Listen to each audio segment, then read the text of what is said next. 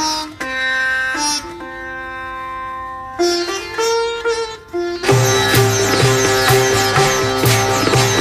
day just goes so fast. I turn around, it's past. You don't get time to hang a sign on me. I was right to recommend my men to die for my cause if I should be afraid to lay down my own life. In the face of a common calamity, is the king to escape sacrifice and suffering? And why should I prolong the hours when there is no profit in them? I should only make myself ridiculous in the eyes of others and of my own, if I cling to life needlessly. Would you advise a tiger to follow the lifestyle of a jackal? Would you? Tipu Sahib was born on November 20th at Devonhalli in Karnataka, although many sources state his birth being in 1750. Others also state he was born anywhere between 1749 and 1753. His father, Hyder Ali Khan Bahadur, was once a powerful general in the Mysore army and became Sultan in 1763 after conquering the district of Kanara. Right after the British allied with the Nizam secretly joined with Hyder Ali of Mysore. Colonel Smith's small force meant Mysore's united army of 50,000 men. Worst episode ever.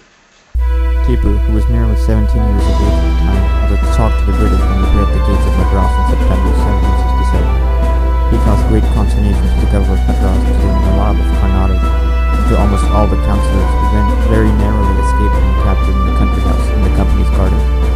Luckily for them, a small vessel where I was coincidentally on the other side of the garden gave them the means of escaping. There was a sufficient escape for the entire Madras government, which were about to be captured by Tipu, who had been in independent command of a body of troops in the First Mysore War. At the time, Mysore was a key French ally in India, and the Franco-British conflict raging on. Account? What the hell does that mean? Account, noun, a statement of receipt, an expenditure, estimate, narration, value, importance, reason, ground. What did I tell you? Britain and France went to war due to the declaration of war in 1778. The British captured Mahi on the coast of Malabar in 1779 and annexed certain lands belonging to the dependents of Hyder's. Hyder Ali sprung at the opportunity to strike back, descending through the passes of the Ghats amid burning villages and reached Kanjiv Aram, just 45 miles from Madras, unopposed. Not till the smoke was seen from the St. Thomas Mount, where Sir Hector Munro commanded some 200 troops, was any movement made. Even then, a smaller force was sent, which resulted in the total destruction of a force of 2,800 on September 10, 1780. Another force was sent under Warren Hastings, the first Governor-General of British India, where Hyder was defeated 3 times in a row. He was soon captured and was forced to confess that he could never win a power except command at sea. He had sent his son Tipu to the west coast to seek the assistance of the French fleet, when his death took place suddenly at Chittor in December 1782. The young Tipu Sultan therefore took over the war effort after his enthronement on May 4th at Bednar. The war ended in 1784 with the Treaty of Mangalore. When he came into power, Tipu saw that a new political development had taken place in Mysore, and it completely upset the balance of power. He felt that if the balance wasn't restored, Mysore's national identity would be lost. He was solely the person who knew the intentions of the British was to reduce the Indian rulers to the position of a pensioned Nawab or Raja. His first attempt to restore the balance was to secure support of his neighbors, the Marathas and the Nizam. He failed to sway them on his side, so he reached out to foreign powers, as others do. France, Turkey, Persia, and Afghanistan. Napoleon, due to the French Revolution, was able to help Tipu, but was defeated at Accra in Syria. Turkey didn't accept the alliance due to Russian aggression, which was screwed managed by the British. And Persia rejected Tipu's alliance due to the British promoting Shia-Sunni differences. Afghanistan accepted the alliance, and Zaman Shah came as far as Lahore, but was compelled to retreat to Kabul because the English had engineered rearguard action on his western frontier by inducing the Persians to seize the opportunity of his absence to attack Afghanistan. His purpose to reach out to foreigners was to gain military and political assistance from abroad so as to eradicate the British from India and to establish economic connections to alleviate financial problems at home.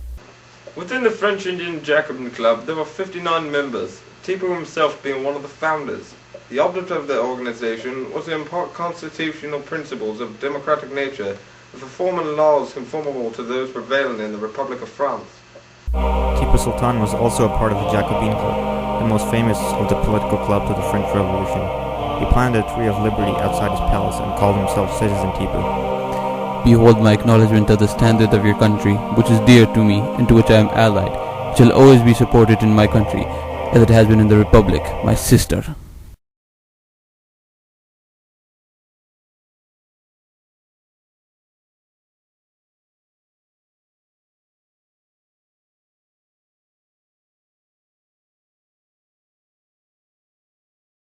In 1789, the Third Anglo-Mysore War began with Tipu's invasion of the British Protectorate of Travancore. Though Mysore was allied with France, the nation was embroiled within the French Revolution, and being thwarted by British naval power, was unable to provide much assistance to Tipu. The war was a serious blow to Mysore and resulted in sharp curtailments in Mysorean borders to the profit of Marathas, the Nizam, and the Madras Presidency, all of which were British allies.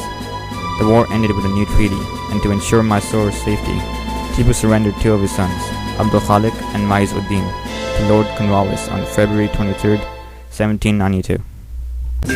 Everybody plays the fool sometimes. There's no exception to the rule. Listen, baby. One notable military advancement championed by Tipu Sultan was use of mass attacks with rocket brigades in the army.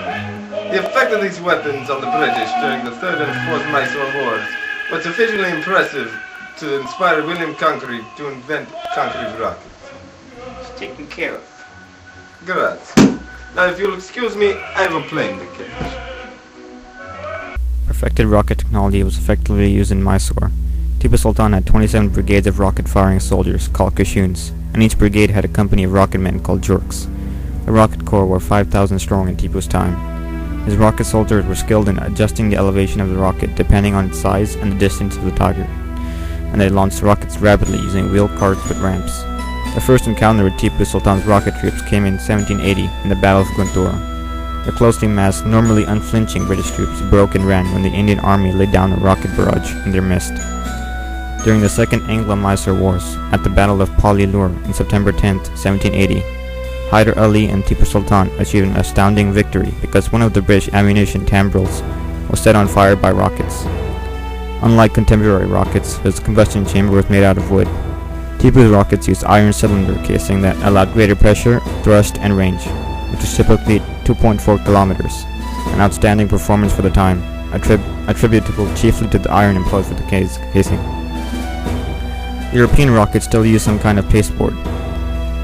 Later at the Battle of Seringa-Patna in the Fourth Anglo-Mysore War in April 1799, British forces led by Colonel Arthur Wesley, the future Duke of Wellington, ran away from the battlefield when attacked by rockets and musket fire of Tipu Sultan's army. At the end of the war, more than 700 rockets and subsystems of 900 rockets were captured and were sent to England.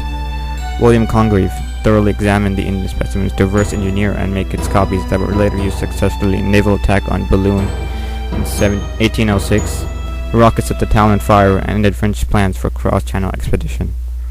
The same rockets were used in the siege of Copenhagen in 1807 against Fort Washington in New York during the American War of Independence.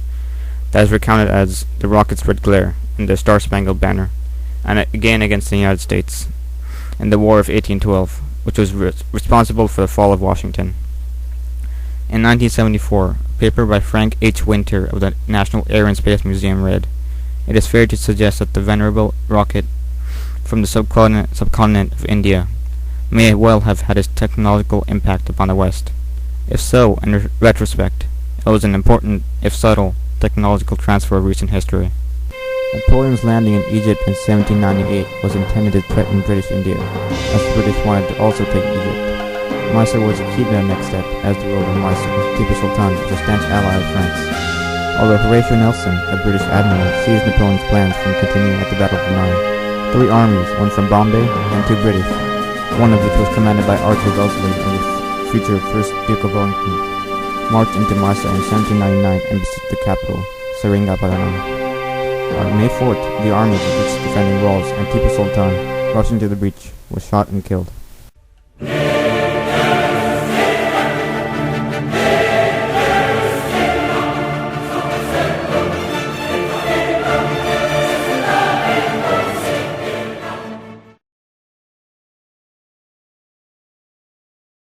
What effect did Hyder Ali, your father, have on you?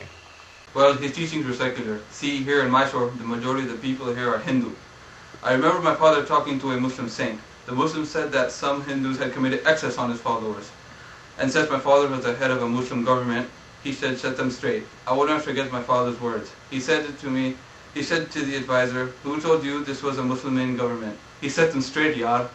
Extraordinary man. What does that mean?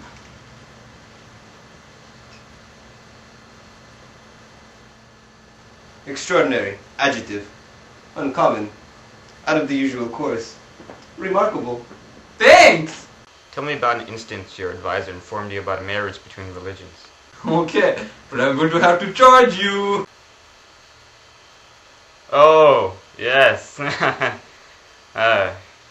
Well, an advisor told me about a marriage between a Muslim woman and a Hindu man. I admonished the advisor immediately, telling him not to interfere in the personal affairs of the people. A laissez-faire attitude. What the hell are you talking about? It means to let be. What the hell are you talking about? It's French! I like the French. We are like this. Can you tell us about your palace, an audio version, MTV Cribs? I reside in the palace known as Lal Bagh Palace. It's very beautiful all over, has white and gold. My kids know it as the crib. I see. Unfortunately, I was not able to move in until after 1792 because the bastard British inhabited it after the Third Mysore War. May Allah cut off their testicles and send them straight to hell! Right. Was this the only palace you spent your time in?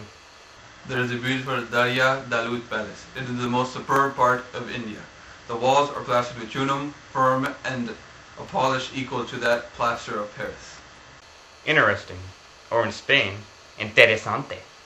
On the white ground, a regular pattern of white, rich porcelain, and the best paper are used. Yeah, get on with it. The four principal apartments open up with a full width to the court or gardens. Apart from its beauty, it's conveniently placed right next to Taco Bell. On a separate topic, how did you help with the development of rocket technology?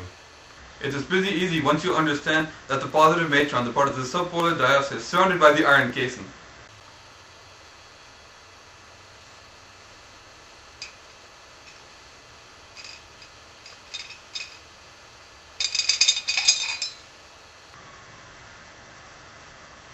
Is it true you were starting a nuclear weapons program?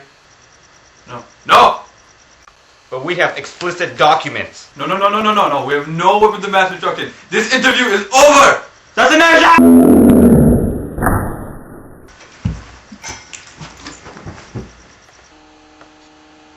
am so bored. Where's my magic lamp?